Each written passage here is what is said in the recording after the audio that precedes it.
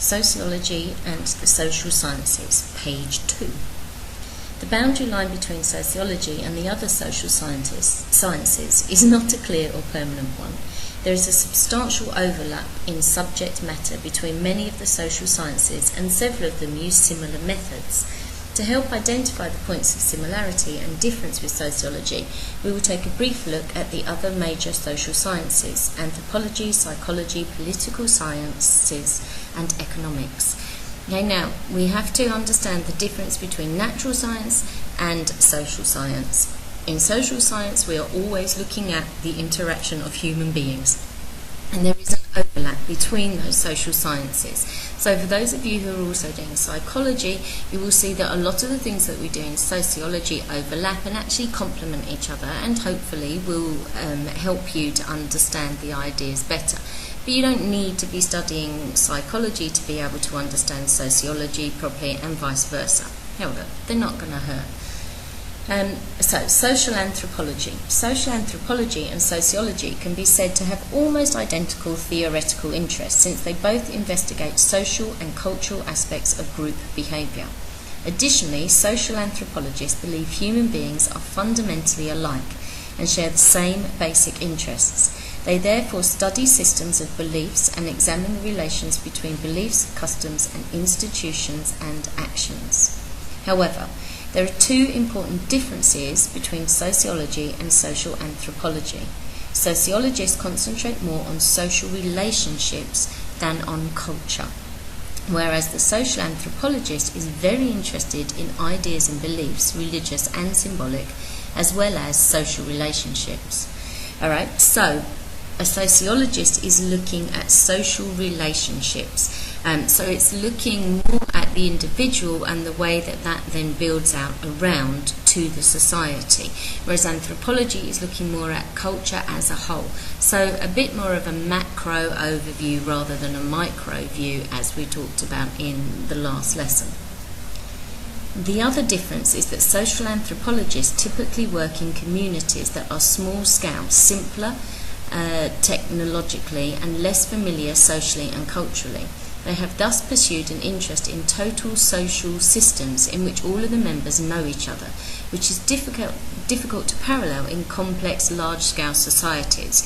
Okay, so having said they're more macro because they're looking at a whole culture, what they then do is pick a micro culture, if you like, a very small culture, and they look at those.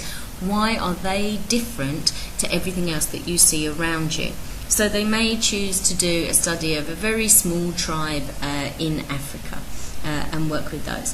And that's where social anthropology works and is different from sociology, which is looking from a macro perspective at the whole of society. The problem with looking at a small group as a social anthropologist is that whilst that is very interesting in understanding them, if they don't actually interact with the rest of society, then they have no impact on the rest of society. And so that whole macro view is lost. Psychology. Some psychologists focus on biological processes in explaining human behaviour, while others place greater emphasis on environmental factors. This latter group clearly overlaps with sociologists in terms of fields of interest. Stanley Milgram, for example, in his studies of conformity and obedience to authority, has developed many ideas of interest to sociologists, and it is this point that the divide between the two disciplines becomes somewhat artificial. Okay, so if you're looking at the environmental effects on somebody psychologically, that also is a sociological effect on them, and so there is this complete overlap. Psychology has, however, adhered to a more scientific approach, seeing the laboratory experiment as the most effective means of investigation.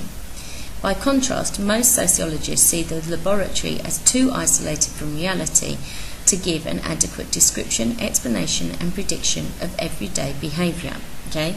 If we stick human beings into a laboratory, then we know they are going to behave differently because they're not in their natural surroundings. But psychology still uses experiments and laboratory investigations very much as its main form of finding out about behaviour amongst humans, animals, and whatever else they're investigating. investigating. Another difference between the two subjects arises from the fact that sociology is the study of the attitudes and behaviour of people as a result of the influence of groups and of the whole society. This emphasis on the communal dimension contrasts sharply with psychology, which is more concerned with studying individual characteristics and which tends to assume the important role of internal factors such as personality and intelligence that may be inherited from parents. Okay, so often with psychologists, when people go to them because they want counselling, they will talk about all those types of backgrounds, you know, the influence of their parents, the influence of other people in their family on them. Whereas sociology is saying that that's not enough. There's far more to it that we want to know about human beings. Yes, it's good to know that psychological detail, but sociology is looking for a wider perspective. Political science. Political scientists are interested in the study of power, of authority, and of how we decide whether power is legitimate or illegitimate. Sometimes, therefore, they focus on the political institutions of national and local government, and sometimes on other behaviour which indicates how political ideology affects what we do. For example, the relationship between voting and social class. Okay, so political science is looking at where the power and authority come from. Remember, we've talked about before the differences of power and authority. I can have power over you, that means I order you to do something and you are scared, therefore you do it. Alternatively, I may have authority over you. You do things for me because you think it's the right thing to do. You're not scared of me, and if you don't think it's the right thing to do, you will tell me and we can negotiate as to what is the right thing to do. But we all do things for each other under an authoritarian rule because we are happy to do those things rather than being scared when it is just power forcing us into those things. So questions on the origin and nature of power, explanations of voting behaviour and so on are clearly of interest to both political scientists and sociologists. Moreover, political scientists use many of the same methods of research, questionnaire, interviews, participant observation, that are available to sociologists.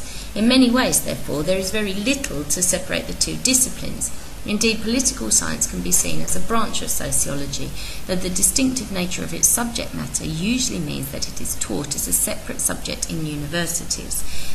This emphasises the rather arbitrary divisions that are made between the social sciences. Okay, now again, yes, they do overlap, and sociologists are interested in political viewpoints, but that's not the only thing. So political science is just honing in on one of those areas. So it's a micro theory in that sense.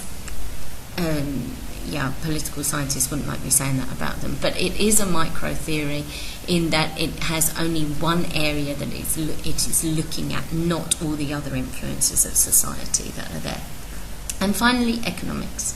Economics has been defined as the study of the twin factors of scarcity and choice in the satisfaction of human wants. It differs from sociology in its area of interest, the perspective through which the subject matter is viewed, and in its methodology.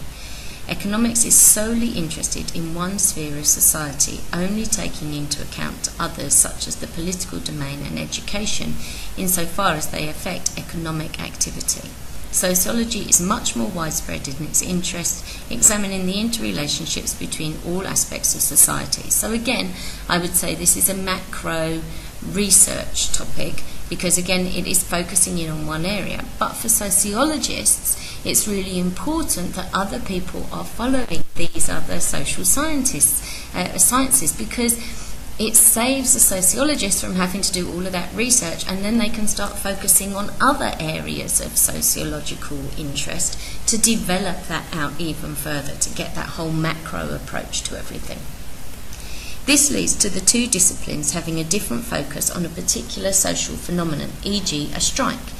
Economists will be interested in the effects the strike might have on levels of demand and supply, unemployment, and so on, while sociologists may also be concerned with the personal interactions leading up to the strike situation, its significance for family life, and its possible implications for the power structure of society.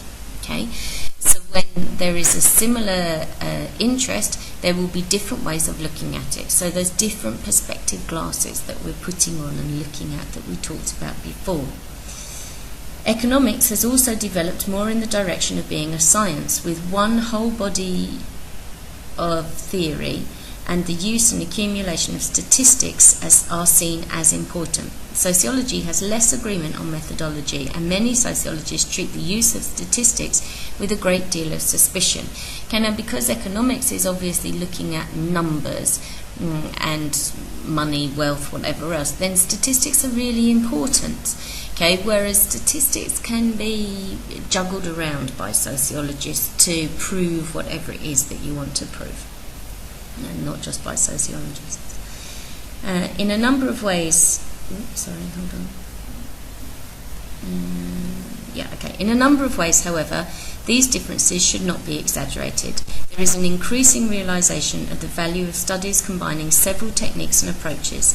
The development of econometrics, the collection of evidence about economical trends within economics, has meant a greater emphasis on the empirical collection of information, a practice firmly embedded in the sociological tradition. Okay, so as I said earlier, it may sound a little bit like we're being slightly derogatory about the other social sciences, but without them, sociology would have to do a lot of research that actually those social sciences are doing for them from one particular perspective. They can then take them all and combine them together.